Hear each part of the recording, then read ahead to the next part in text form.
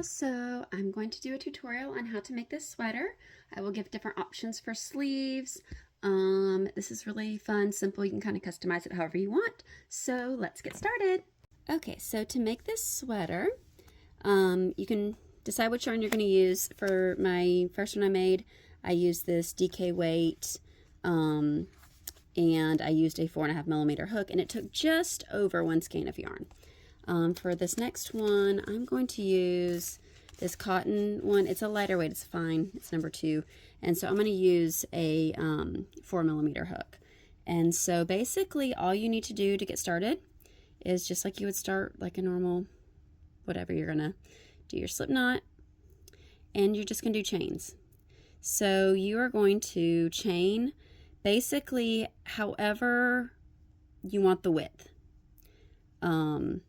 You want to make sure that you do all these chains so it's basically the width, because you're going to basically do a rectangle with a little bit with a hole for the neck, for the body part. So you're just going to chain however wide you want for the width, and then I'll show you what to do next. Okay, so you're going to chain an even number, and then you're going to chain 3 more. Basically, because we're going to be doing double crochets for this. So you're going to do an even number and then 3 more to have your chain length. So again, the whole however many you want for your width. And I did 70 for this one with this fine yarn, and I'm doing I'm usually kind of a small. I'm trying to make it a little bit bigger because I want this one to be kind of cozy. The other one fit like just barely. So I mean, it fit, but I didn't want it quite as tight. So chain that. And so then in the 4th chain from the hook, you're going to do a double crochet. And so for this first row, we are just going to double crochet all the way down these chains.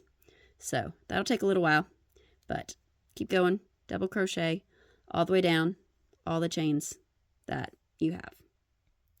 Okay, so I finally made it across, did double crochets in every single chain there. So we're going to turn our work, chain 4, sorry. 1, 2, 3, 4. Because basically it's going to be our double crochet in our first chain 1. So we're basically going to be doing double crochet, chain 1, and skip 1 for all the way across. So we've done 4 chains here. We're going to skip. So this, basically our chain counts as our double crochet. So we're going to, that first stitch there, we're not going to do that because that's where our double crochet, or our chain to be our double crochet is.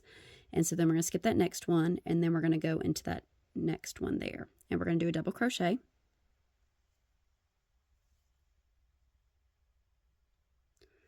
All right, and then we're going to chain 1. We're going to skip the next one, and we're going to the next one, do a double crochet. Sorry. There we go. And chain 1. And you're just going to repeat this down the line. You're basically going to skip 1, double crochet, chain 1, and just keep going down the line. Just skip the next one, do a double crochet, and this just kind of creates that meshy kind of look to the sweater. And basically you're just going to keep doing this all the way down the line till you get to the end. Turn it again. You're going to do chain 4 and double crochet into that, skip 1 kind of thing, and just keep doing that every single row until it basically gets to, as long as you want it, up to the top of the shoulders, because we're just going to do a small opening for the head. It's kind of a high-necked sweater, not high-necked, but it's like crew neck kind of thing, like it goes all the way up. We just basically leave one little opening for the head. And so yeah, so you'll just keep continuing this on for a while until you get it as long as you want. And so it's just this really easy meshy stitch where it's just double crochet, chain 1, and keep doing that all along. So we'll come back with part 2, and I will show y'all how to do the neck hole. So one more thing that before I move on to part 2 that I realized that I forgot to mention. So as you're working it, when you get to the end of the row, so we've done this, so I've done a couple of rows since I did the other part of the video, but so you'll have where you chained 4 at the beginning of each row. And so that counts as a double crochet plus chain 1. So you will go actually in that chain. So you'll kind of go 1, 2, 3, the third chain so that there's basically one chain in the middle there. So you'll see there's your one chain there, and there's that one there. So you're treating that like that's the top of the double crochet. So you have 1, 2, 3 chains, and then there's one more there, that fourth one there. And so then when you turn and do, you're going to chain 4 at the beginning of each row, just like you did at the beginning of the other one. And then, so the first row, you know, I was showing y'all, you'll do every other kind of stitch there. You'll do every other there. So once you've gotten to this mesh part, you don't have to do an every other because you kind of have that in between. It is every other stitch, but it's not like you have to really think about it. Basically, you're going to do your double crochet in the top of each double crochet. So you're skipping your chain 1 space, and you're just double crocheting into the top of each of the double crochets.